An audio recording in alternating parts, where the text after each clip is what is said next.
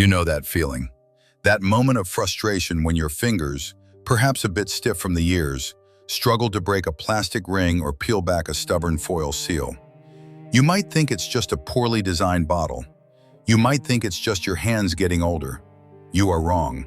That frustration is a scar. Before 1982, a bottle of Tylenol was as easy to open as a jar of jam. You just twisted the cap and you were relieved. No barriers, no locks, no suspicion. But today, you do not just open a bottle, you interrogate it. You scan the rim for cracks. You check the foil for holes. This habit was not born from your intuition. It was given to you by a tragedy that changed the way we touch the world. We are here to perform an audit on your modern suspicion. It began in the autumn of 1982. Record declaration. This is not nostalgia, this is a record. Records do not flinch. What follows is the story of how trust stopped being a quiet feeling and became an engineered performance. Stay with the record. Search the corners of your mind for a morning in early September 1982.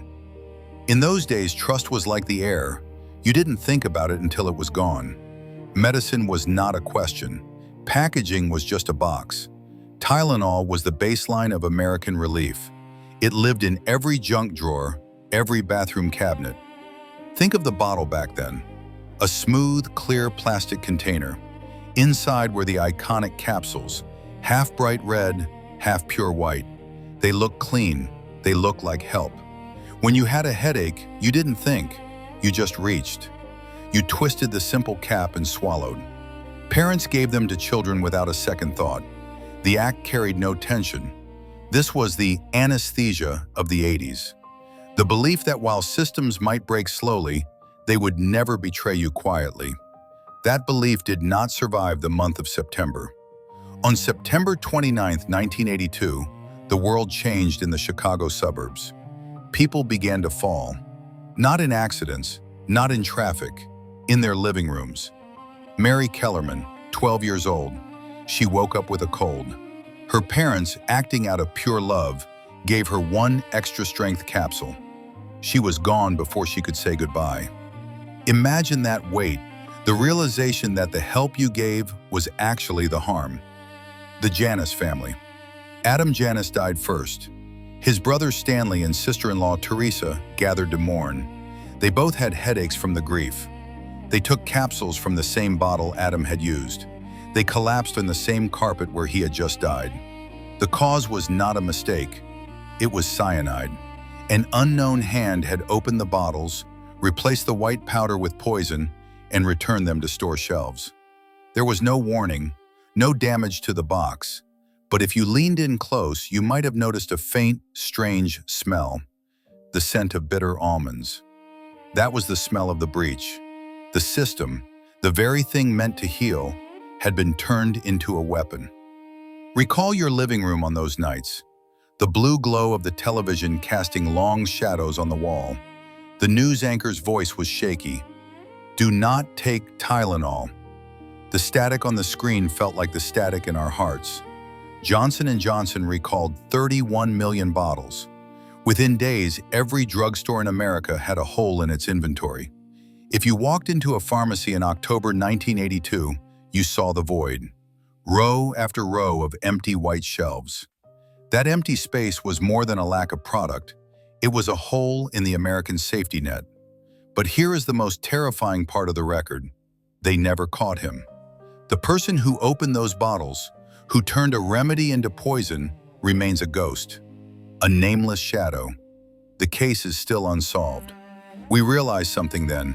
Our safety was not held together by walls, but by habit and the assumption of decency. The unspoken contract was dead. If you could die by following the rules, then obedience was no longer protection. What followed was not just a cleanup, it was architecture. The birth of the fortress bottle, plastic shrink-wrap rings, induction-sealed foil barriers, triple-layered, tamper-evident boxes. These layers were not designed to stop a killer. They were designed to display effort. Safety became something that had to be seen and felt in order to be believed. The system learned a cold lesson. Trust can no longer be silent. It must be over-explained. But the burden shifted to you. Do not use if seal is broken. This was a transfer of liability. You became the final auditor of your own survival.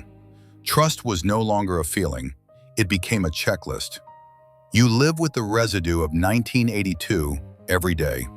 You read disclaimers on coffee cups and warnings on medicine labels that once did not exist. You accept that every product comes with instructions, exclusions, and fine print. You understand, without being taught, that systems protect themselves first and explain later. Because the killer was never caught, he could be anyone. He could be anywhere. Our suspicion of strangers in sealed packages is the echo of a man who never stood trial. This is not cynicism. It is inheritance. The Tylenol murders taught us that trust is a surface that can be breached. Once that knowledge entered the world, it never left.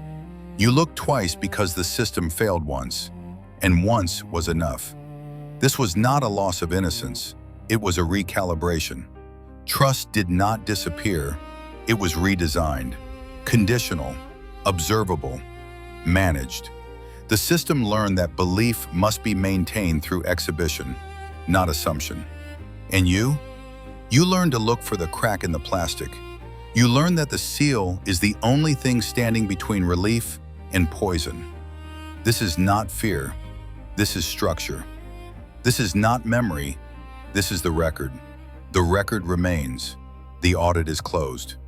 And you remain.